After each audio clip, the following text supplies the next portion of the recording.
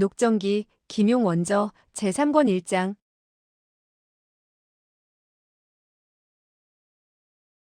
1. 계략의 천재. 음표를 줍지 못한 태감은 여전히 가만히 쓰려고 하지 않았다. 두 장을 가진 사람의 옷자락을 붙잡고 반드시 한 장씩 나누어 가져야 한다고 우겼다. 위소보는 이미 10여 장 밖에 산동 안에 숨어서 두 사람이 큰 소리로 떠들고 싸우는 소리를 듣고는 속으로 웃었다. 내일 날이 밝을 때까지 여기 숨어 있다가 연문으로 황궁을 빠져나가야지. 다시는 돌아올 필요가 없을 거야. 이때 한 명의 태감이 말했다. 태우께서 분부하셨네. 어떤 일이 있더라도 계공공과 서부총관을 즉시 불러오라고 말일세. 그런데 그는 어디로 숨어버린 걸까? 다른 한 태감이 말했다. 그는 궁 안에 있을 것이니 오래 숨어있지는 못할 것이요. 그러나 그가 음표를 준 일은 아무에게도 말을 하면 안 되죠. 학형제, 그대는 두 장의 음표를 주었으니 한 장은 노형제에게 나누어 주도록 하게나. 그렇지 않을 땐 내가 모든 것을 고해 바칠지도 모르지. 모두들 재물을 얻기는커녕 목숨을 잃을지도 몰라. 이때 갑자기 발걸음 소리가 울려 퍼지면서 서쪽에서 몇 사람이 다가오는 기척이 들렸다.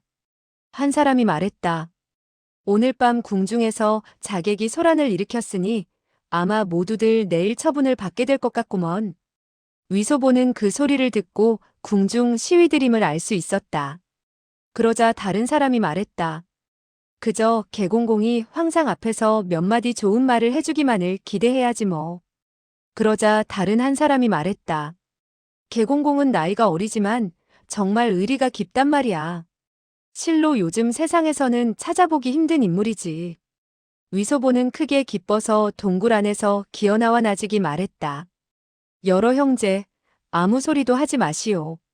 앞장선 두 시위는 등롱을 들고 있었는데 그를 발견하고 나직이 물었다. 계공공이요?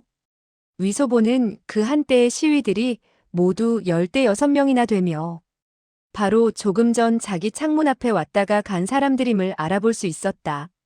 그는 이 사람들의 이름까지 기억하고 있었다. 위소보는 말했다.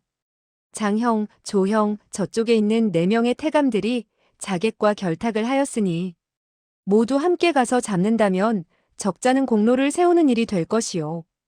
그는 다시 몇 명의 이름을 부른 후 나직이 말했다. 학형과 악형은 먼저 4사람의 아혈을 찍든가 아니면 그들의 턱을 때려 턱이 빠지도록 만들어 그들이 큰 소리를 질러 황상을 놀라게 하는 일이 없도록 하시오. 무시위들은 4명의 태감이라는 말을 듣고 별로 마음에 들지 않는 듯 했다. 손짓하더니 등롱에 불을 끄고 몸을 낮추어 살금살금 다가갔다. 4명의 태감 가운데 2사람은 산동에서 위소보를 찾고 있었고 2사람은 여전히 음표를 가지고 다투고 있었다. 무시위들은 그들을 포위하자 즉시 휘파람을 불며 사면팔방에서 달려나왔다. 서너 사람이 한 사람을 상대하는 꼴이었으므로 즉시 4명의 태감을 엎어 땅에 쓰러뜨릴 수 있었다. 그런데 이 시위들은 무공이 별로 높지 않아 점혈수법을 쓸 줄 몰랐다. 어떤 사람은 금나수법을 썼고 혹자는 손바닥으로 쳐서 태감의 턱뼈를 어긋나게 만들었다. 4명의 태감은 입을 크게 벌리고 아무 말도 하지 못했으며 무슨 영문인지 몰라 그저 놀란 표정만 지을 뿐이었다. 위소보는 옆에 있는 집을 가리키며 호통쳤다. 안으로 끌고 가서 고문하시오. 무시위들은 4명의 태감을 이리 끌고 저리 밀면서 집 안으로 들어갔다. 한 사람이 등롱에 불을 붙여 높이 쳐들었다. 위소보는 한복판에 앉았고 무시위들은 4명의 태감을 무릎 꿇리려고 했다. 4사람은 태후의 명을 받아 사람을 잡으러 온 사람들인데 어찌 무릎을 꿇으려고 하겠는가. 시위들은 주먹으로 치고 발로 차서는 억지로 그들을 꿇어앉도록 만들었다. 위소보는 말했다. 너희들 4사람은 조금 전 무엇 때문에 다투고 있었느냐? 1,000냥은 너의 것이고 2,000냥은 나의 것이라는 둥 함부로 짓거렸지? 그리고 바깥에서 온 친구들이 이번에는 운수가 좋지 못해서 개 같은 시위들에게 적지 않은 해를 입었다고 말했겠다? 바깥에서 온 친구들이라니 무슨 친구냐? 어째서 시위대인들을 개 시위라고 불렀느냐? 무시위들은 크게 노에서는 일제히 발을 들어 네 사람의 등을 찼다. 네 명의 태감들은 속으로 크게 억울하다고 부르짖고 있었지만 그 소리를 입 밖으로 낼 수가 없었다. 위소보는 다시 물었다. 나는 너희들 뒤를 따르다가 한 사람이 말하는 소리를 들었다. 내가 안내를 했으니 그 두 장의 음표는 그가 나에게 준 것인데 어째서 너에게 나누어 주어야 한다는 말이냐? 위소보는 두 장의 음표를 낚아챈 태감을 손가락질하고 다시 음표를 낚아채지 못한 태감을 가리키며 말을 이었다. 그때 너는 다음과 같이 말했다. 모두 함께 큰일을 했으며 모가지가 잘리고 멸족에 화를 당하게 되는 죄를 지었는데 어째서 나에게 나누어 주지 않으려고 하느냐? 안 된다. 반드시 나누어야 한다라고. 위소보는 또 다른 한 명의 태감을 가리키며 말했다. 그때 너는 다음과 같이 말했었지. 학형제, 자네는 두 장의 음표를 주었으니 한 장은 노형제에게 나누어 주도록 하게. 그렇지 않으면 나는 모든 것을 고자질할지도 모르네. 그렇게 되면 모두 횡재는커녕 모가지가 달아날 것이네. 이 말은 자네가 한 것이지, 그렇지 않은가? 도대체 너희들은 무슨 큰일을 했느냐? 어째서 모가지가 잘리는 죄를 지었단 말이냐? 그리고 음표를 나누고 나누지 않는다는 것은 또 무슨 말이냐? 무시위들은 말했다.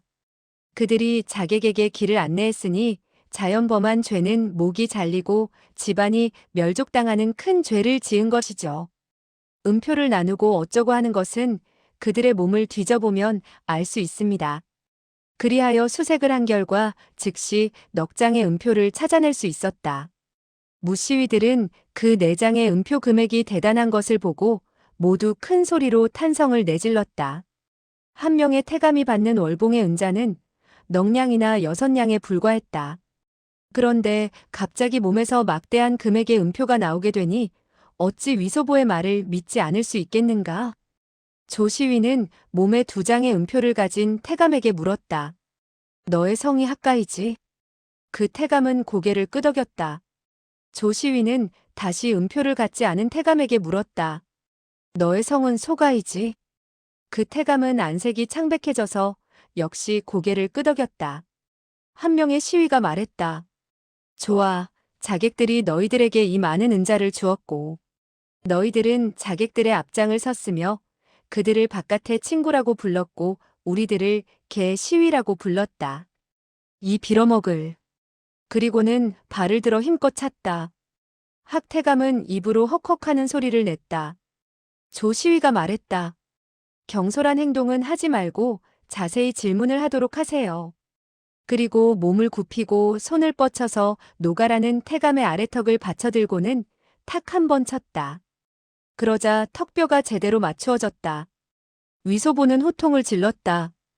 이처럼 큰 일을 저지르라고 시킨 놈은 대체 누구냐? 이토록 대담하다니 빨리 실토를 해라. 그 태감은 말했다. 억울하외다. 억울하외다. 이것은 태우가 우리에게 분부해서. 위소보는 앞으로 달려나와 손으로 그의 주둥이를 막고 호통을 질렀다. 터무니없는 소리. 그와 같은 말을 하다니 내가 한마디라도 더 짓거린다면 즉시 너를 죽이고 말겠다. 그리고 오른손으로 비수를 뽑아들고 칼자루로 그의 정수리를 2번 힘주어 내려쳐서 그를 기절하도록 만들었다. 그리고 나서 시위들에게 말했다. 그는 이번 일이 태우의 지시를 받았다고 했는데 이건 그야말로 심각한 일이군요. 무시위들은 일제히 안색이 변했다. 태우께서 그들에게 분부하여 자객을 궁 안으로 끌어들였단 말씀이요? 그들은 모두 황상이 태후의 친아들이 아니란 사실을 알고 있었다. 태후는 언제나 똑똑하고 과단성이 있었다. 그렇다면 황상께서 태후의 비위를 거슬렸다는 것일까? 궁궐 안에 암투가 벌어지면 어떤 무서운 짓도 하기 마련이었다.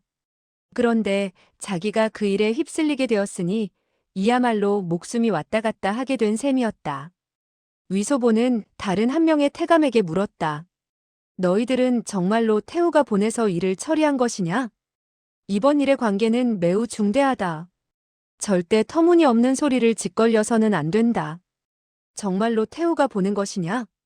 그 태감은 말을 할 수가 없어 그저 연신 고개를 끄덕였다. 위소보는 말했다. 이 몇 장의 음표 역시 태우께서 주신 것이냐? 세 명의 태감은 일제히 고개를 가로저었다. 위소보는 말했다. 좋다. 너희들은 명을 받아 일을 처리한 것일 뿐이고 결코 너희들 자신의 생각은 아니겠지? 세 명의 태감은 연신 고개를 끄덕였다. 위소보는 물었다. 너희들은 죽고자 하느냐? 아니면 살고자 하느냐? 이 두 마디 말은 그야말로 고개를 끄덕여서 표시하기가 여간 어렵지 않았다. 그리하여 세 명의 태감 가운데 한 사람은 고개를 끄덕였고 한 사람은 고개를 가로저었으며 다른 한 사람은 고개를 한번 끄덕였다가 다시 고개를 가로저었다. 그리고 생각해보니 잘못되었다고 느꼈는지 다시 크게 고개를 끄덕여 보였다. 위소보는 물었다. 너희들은 죽고 싶으냐? 세 사람은 고개를 가로저었다. 위소보는 물었다. 살고 싶으냐? 세 사람은 재빨리 고개를 끄덕였다. 위소보는 두 명의 시위를 붙잡고 집 밖으로 나갔다. 위소보는 나직이 그들에게 말했다. 장형, 그리고 조형, 우리는 밥 먹는 그릇이 이번에는 아무래도 옮겨져야 할 것 같소. 그 장가라고 하는 자는 성명이 장강년이었고 조가라고 불리는 자는 조재현으로서 모두 항공기 출신이었다. 이때 그들은 너무나 놀라 제정신이 아니라서 일제히 물었다. 그럼 어떻게 하죠? 위소보는 말했다. 나도 어떻게 해볼 도리가 없구려. 장형과 조형 생각엔 어떻게 했으면 좋겠소? 장강년은 말했다. 만약 소문이 나게 되면 일이 얼마나 시끄러워질지 모릅니다. 얼버무릴 수 있다면 가장 좋은 방법이 될 텐데요. 조재현은 말했다. 그렇지. 차라리 네 명의 태감을 놔주고 모두들 아무 일도 없었던 것처럼 합시다.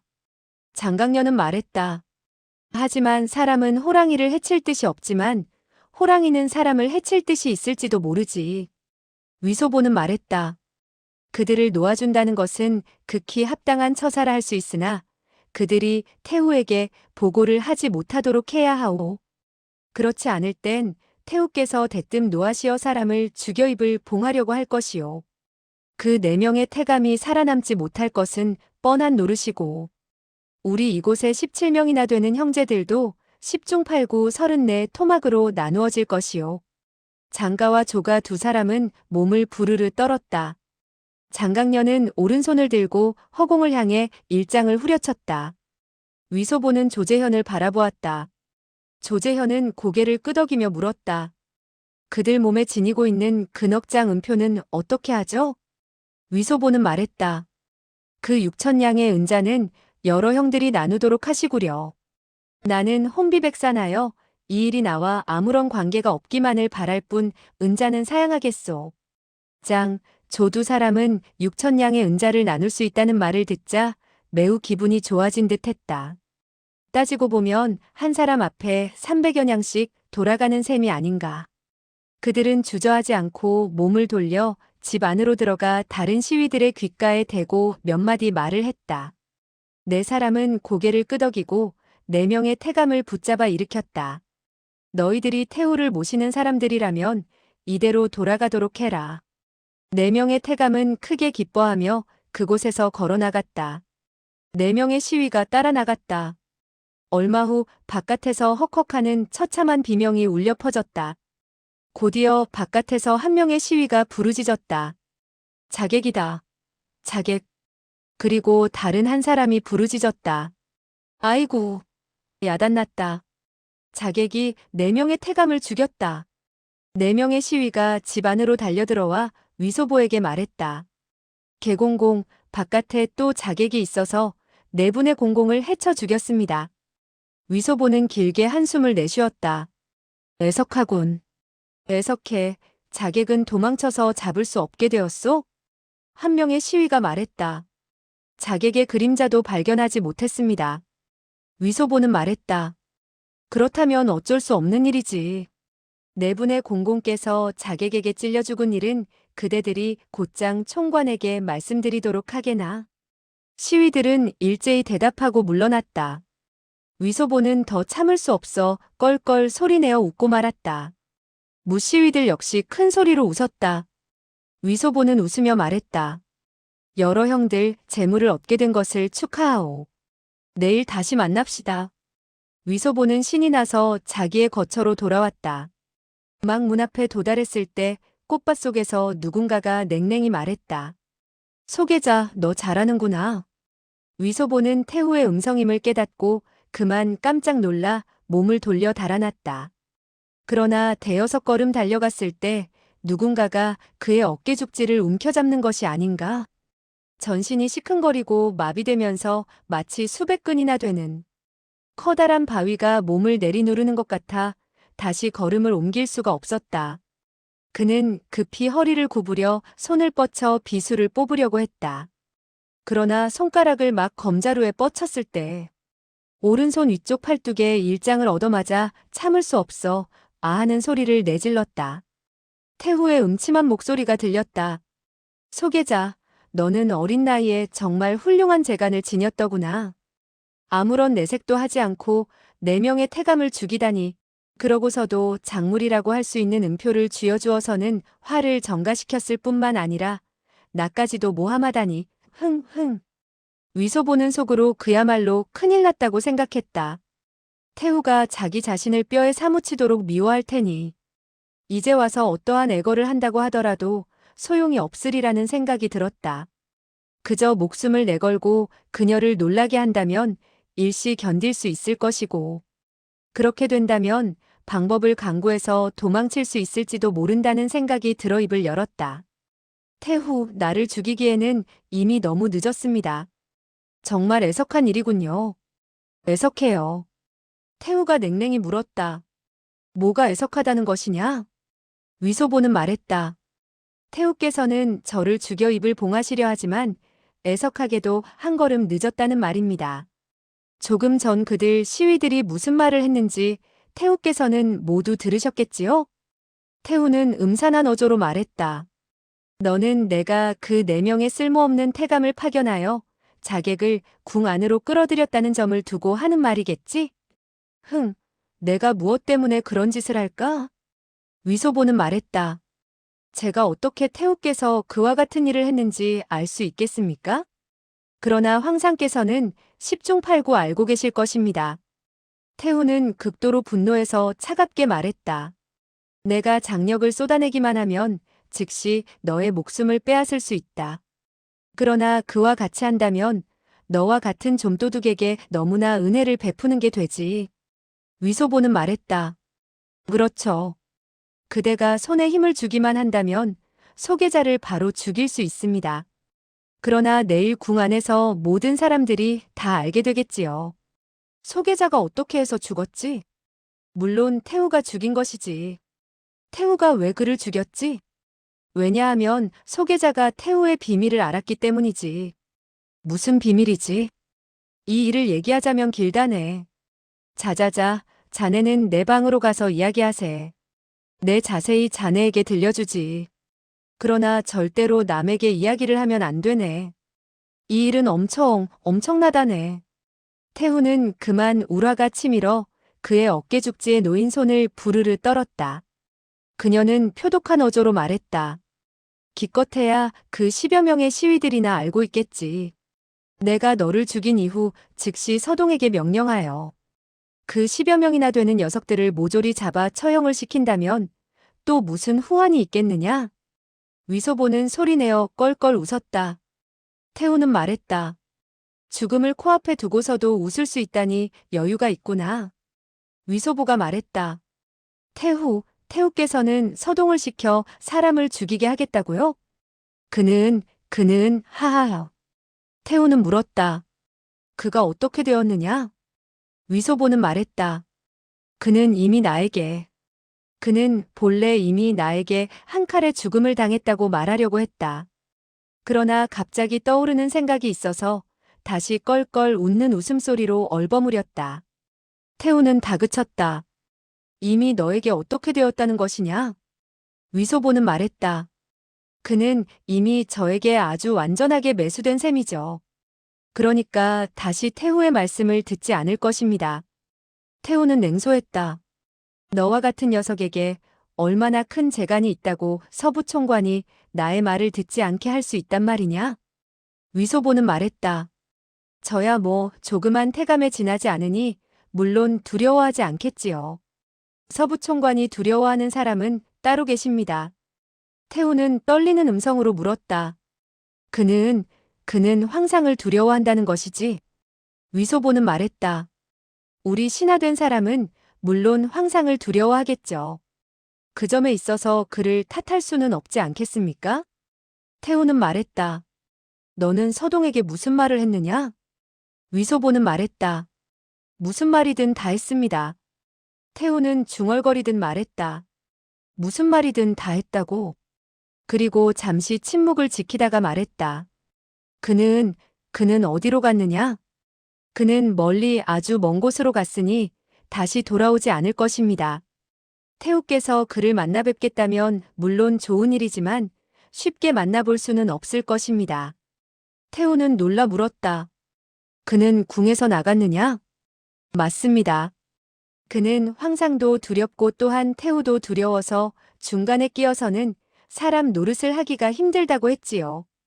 그리고 아무래도 목숨을 잃을 우려가 있을지도 모르니 아주 멀리 떠나야겠다고 했습니다. 태우는 말했다. 멀리 떠나겠다고? 위소보는 말했다. 맞습니다. 맞습니다. 태우께서 어떻게 아셨습니까? 그가 그와 같이 하는 말을 들은 적이 있습니까? 그는 그야말로 멀리 도망친 셈입니다. 태우는 싸늘히 코웃음 쳤다. 그가 벼슬도 마다하고 어디로 도망갔단 말이냐? 위소보는 말했다. 그는 그러다가 위소보는 마음으로 움직이는 바가 있었다. 그는 무슨 대산인가 6대인가 7대인가 8대인가 하는 곳으로 갔습니다. 5대산이겠지? 맞습니다. 맞습니다. 5대산입니다. 태우께서는 무엇이든 다 잘 아시는군. 그가 또 무슨 말을 했느냐? 위소보는 말했다. 아무 말도 안 했습니다. 다만 제가 그에게 부탁한 일에 대해서 그는 어떻게 하든지 처리하겠다고 했습니다. 그는 맹세했으며 맹세를 어기게 되었을 때는 천갈래 만갈래 찢겨 죽거나 자손이 끊어지게 되리라고 했습니다. 태우는 말했다. 그에게 무슨 일을 부탁했느냐? 위소보는 말했다. 아무것도 아닙니다. 서부총관은 벼슬을 하지 않는 것은 별 상관이 없는데 길을 가자니 노잣돈이 없다고 했습니다. 그렇다고 해서 1년이고 만년이고 시일을 두고 돈을 모을 수도 없는 노릇이라고 하더군요. 그래서 제가 그에게 2만 냥이나 되는 은표를 내주었습니다. 태우는 빈정거렸다. 너는 꽤 부자로구나. 그 많은 은자가 어디서 났지? 그것 또한 다른 사람들이 준 것이죠. 강친왕이 좀 주시고 세객도 대인께서 좀 주시고 오삼계 아들도 조금 주었죠. 태우는 말했다. 너의 손씀씀이가 그토록 활달하다니 서동은 물론 그 은혜에 보답하려고 하겠지. 도대체 그에게 너는 무슨 일을 시켰느냐? 소신은 감히 말할 수 없습니다. 말하지 않겠다고? 태후는 그의 어깨죽지를 잡은 손에 힘을 주어 내리 눌렀다. 위소보는 어이쿠하는 소리를 내질렀다. 태후는 장력을 늦추며 호통을 쳤다. 빨리 말해. 서부총관은 저에게 약속을 했지요. 소신이 궁 안에서 그 누구에게 해침을 당해 죽게 된다면 그는 그 원인을 상세히 황상에게 보고하겠다고 했습니다. 그리고 그는 한 장의 상주문을 써서 지니고 있겠다고 했습니다. 그는 소신과 약정하기를 2달마다 소신이. 태우는 떨리는 음성으로 물었다. 어떻게 되었다는 것이냐? 2달마다 소신이 청교로 가서 한 빙당호로를 파는 사내를 찾는 것입니다. 그리고 그에게 묻는 것이죠. 비취마네로 만든 빙당호로가 있소, 없소? 그러면 그는 대답하죠. 있지요. 은자 100냥의 한 꾸러미입니다. 그러면 제가 말하죠. 그렇게 비싸? 200냥 은자의 한 꾸러미를 팔겠소. 안 팔겠소. 그러면 그는 또다시 대답하는 거죠. 팔지 않겠소. 팔지 않겠소. 당신은 아직도 하늘로 오르지 않았구려. 그러면 저는 다음과 같이 말하죠. 그대는 가서 영감에게 이야기하게나. 그러면 그는 바로 가서 서부총관에게 통지를 하는 것이죠. 다급한 김이라 새로운 이야기를 꾸며댈 수 없어. 그는 그저 진근남이 그와 서천천히 연락할 때 주고받도록 한 말을 약간 변화시켜 말했다. 태우는 싸늘히 코웃음을 쳤다. 강호의 무인들이 연락을 취하는 그 같은 방법을 너 같은 좀도둑이 생각해낼 수는 없었을 것이다. 그러니 서동이라는 겁쟁이 녀석이 너에게 가르쳐 준 것이겠지. 그렇지? 위소보는 짐짓 놀랍다는 태도를 지어 보이고 말했다. 태우께서 어떻게 서부총관이 어제 가르쳐 주었다는 사실을 아셨습니까? 그가 저에게 말을 할 때 태우께서는 모두 들으셨군요. 그는 태우가 자기의 어깨죽지를 누르고 있는 손이 끊임없이 떨리고 있다는 사실을 느낄 수 있었다. 내가 때가 되어도 만약 그 빙당호로를 파는 사람을 찾아가지 않는다면 어떻게 되지? 서부 총관은 다시 열흘을 기다리겠다고 했지요. 그래도 여전히 내가 찾아가지 않을 때는 그것이야말로 소신의 목숨을 부지할 수 없게 되었다고 보고 그는 바로 방법을 강구해서 황상에게 상주하게 되는 것이죠. 그때 소신은 이미 죽은 몸이긴 하지만 황상에게 절대 조심하시라는 충고를 해드리는 게 되죠. 다시 말해서 감정이 있으면 감정을 줄이도록 하고 원한이 있으면 원한을 갚도록 하되 남의 속임수에 넘어가지 않도록 조심하시라고 알려드리는 셈이죠. 이것은 소신과 서부총관이 충성으로 주군을 위하는 일이 아니겠습니까? 태우는 중얼거리듯 말했다. 감정이 있으면 풀어야 하고 원한이 있으면 갚아야 한다고. 거참 잘 되었구나. 위소보는 말했다. 이 며칠 동안 소신은 매일같이 황상을 모시고 있으면서 조금도 그런 기미를 드러낸 적이 없습니다.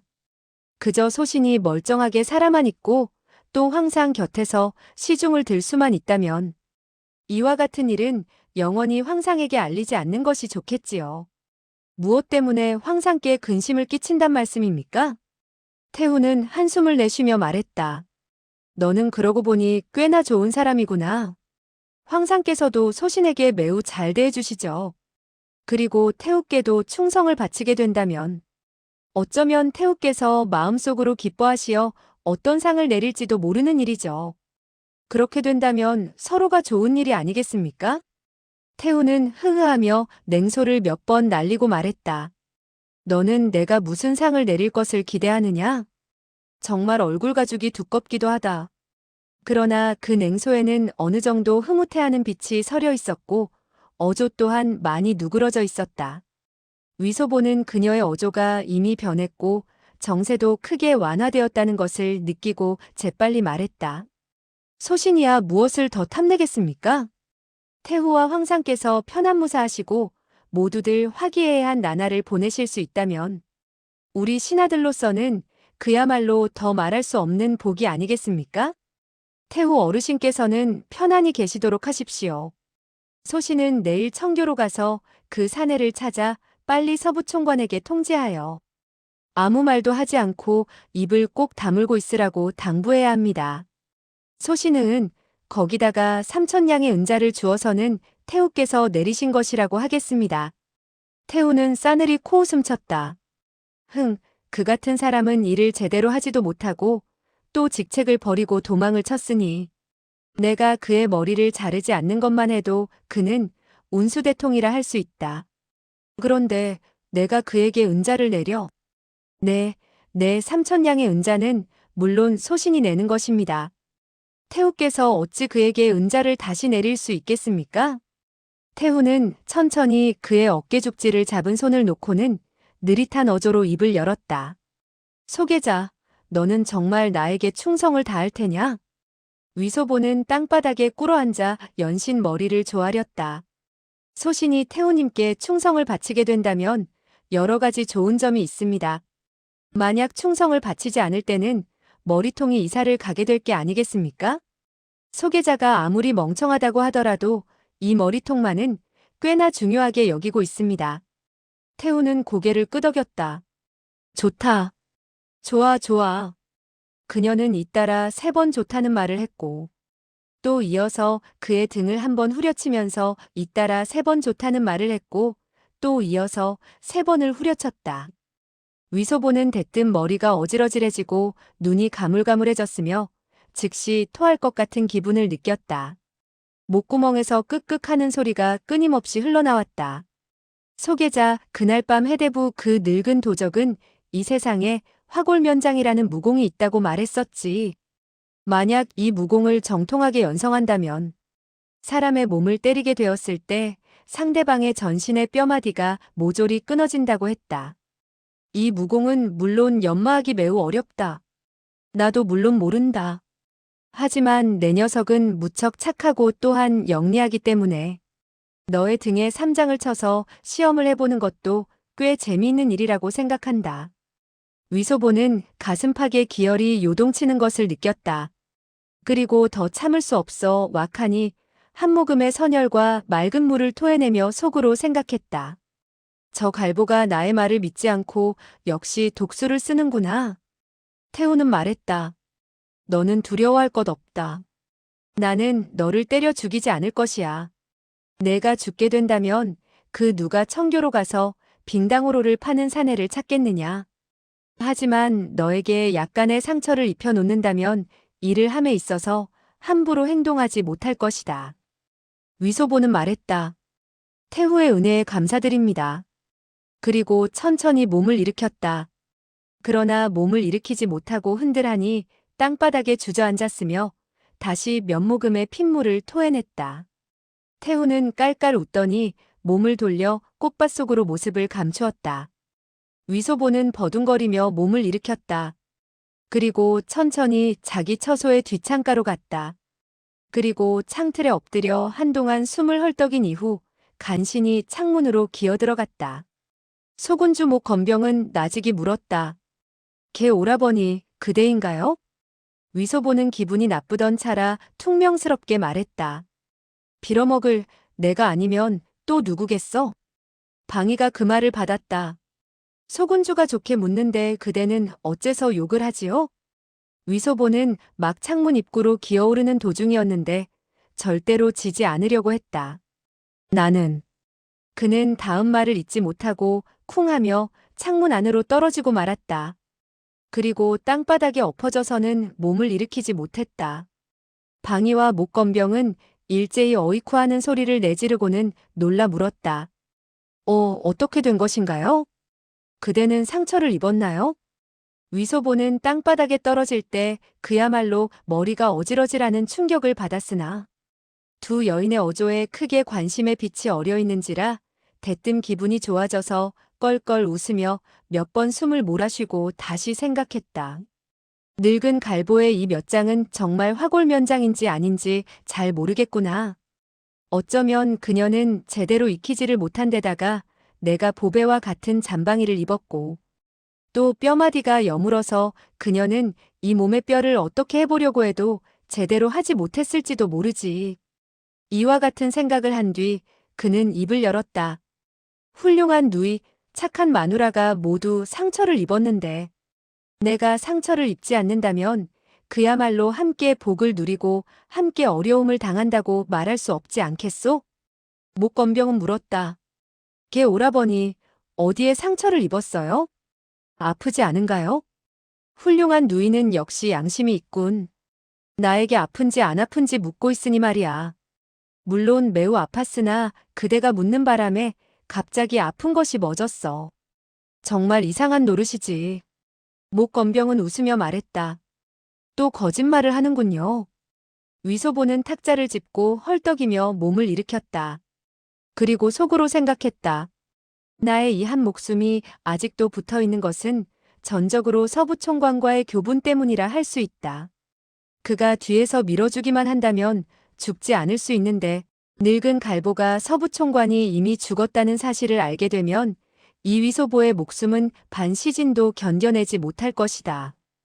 그는 약상자 안에서 그 삼각형의 푸른 바탕에 하얀 점이 있는 약병을 꺼냈다. 회로공의 약상자 안에는 약가루와 알약들이 무척 많았으나 그는 그저 이 한 병의 화시분만을 알고 있을 뿐이었다.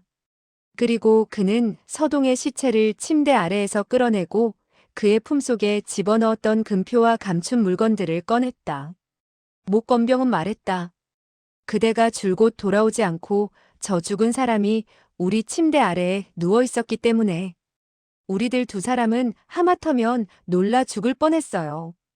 위소보는 그 말을 받았다. 그대들 두 사람이 놀라 죽게 되었다면 이 죽은 사람은 그야말로 꽃과 달이 부끄러워할 정도의 두 미녀를 짝으로 삼게 되었을 거요. 방이는 침을 뱉었다. 쳇, 소군주, 그와 더 말하지 말아요. 위소보는 말했다.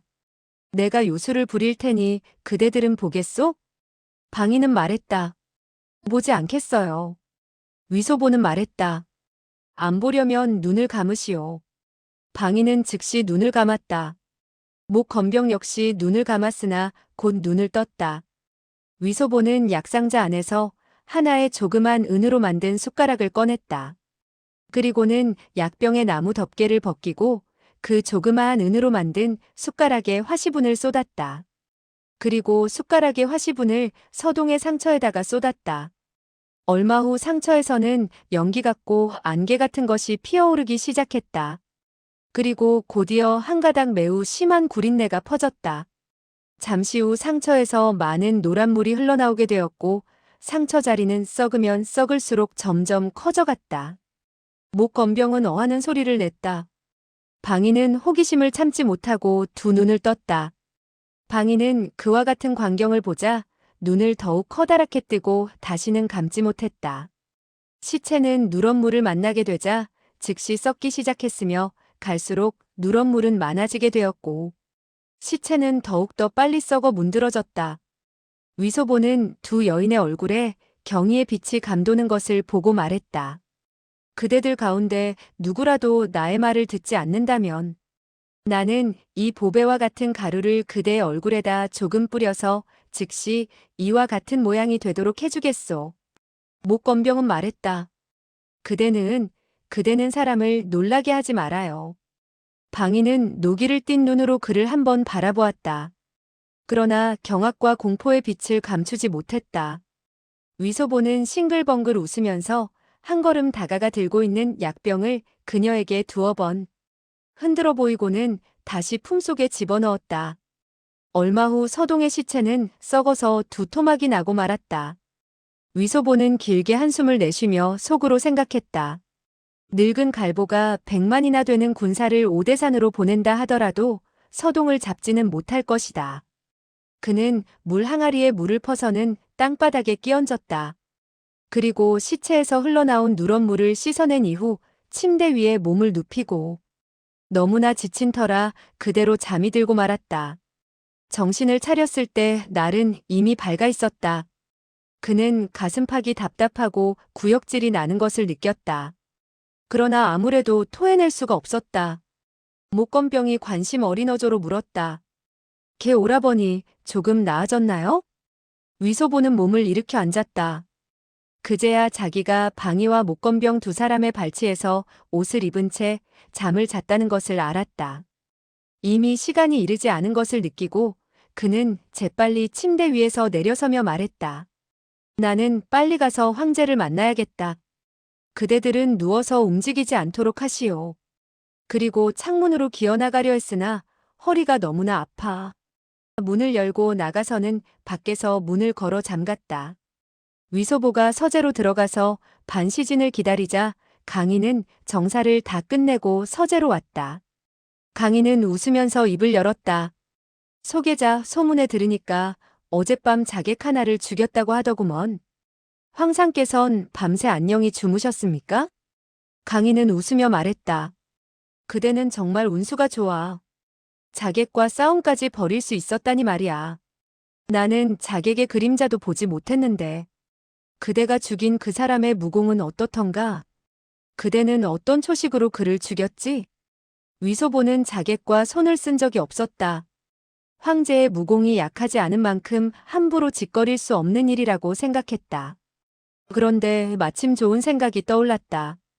그날 양류골목 백시집에서 풍재중과 백한풍이 손을 쓰던 것이 떠오른 것이다. 어둠 속이라 나는 그와 그저 마구잡이로 싸우게 되었죠. 그런데 벼랑간 그의 왼쪽 다리가 오른쪽으로 비로 쓸듯 차오는가 하면 오른손으로는 왼쪽으로 후려치려고. 그는 한편으로 말을 하면서 한편으로 손과 발을 동시에 움직여 싸우는 신용을 했다.